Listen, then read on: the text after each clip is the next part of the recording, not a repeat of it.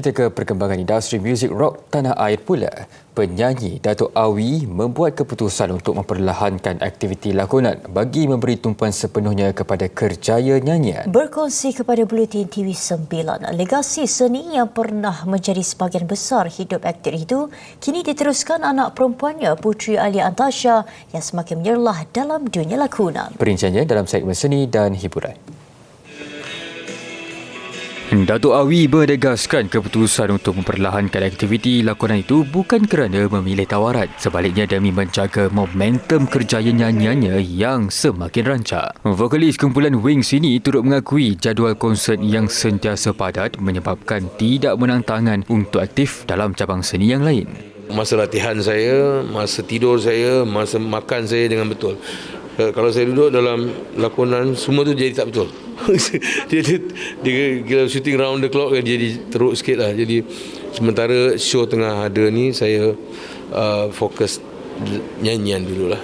Nyanyian dulu. Sekarang ni lakonan saya dah bagi ke anak saya lah.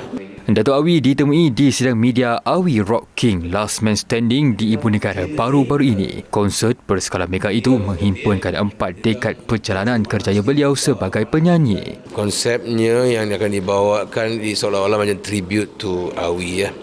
Dan dia akan bawa penyanyi-penyanyi, beberapa penyanyi dan berpuluh musician terbaik Malaysia ni untuk berada dalam satu konsert ini. Dan satu lagi, kita muzik pun kita akan tukarkan dia punya bentuk muzik.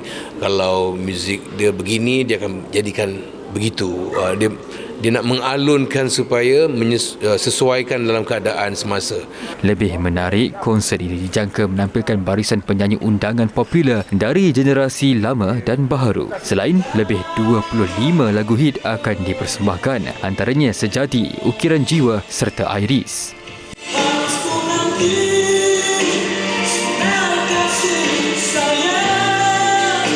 Assalamualaikum, saya Awi. Jangan lupa saksikan konsert saya Last Man Standing di Stadium Merdeka pada 12 September 2026. Jumpa saya di sana.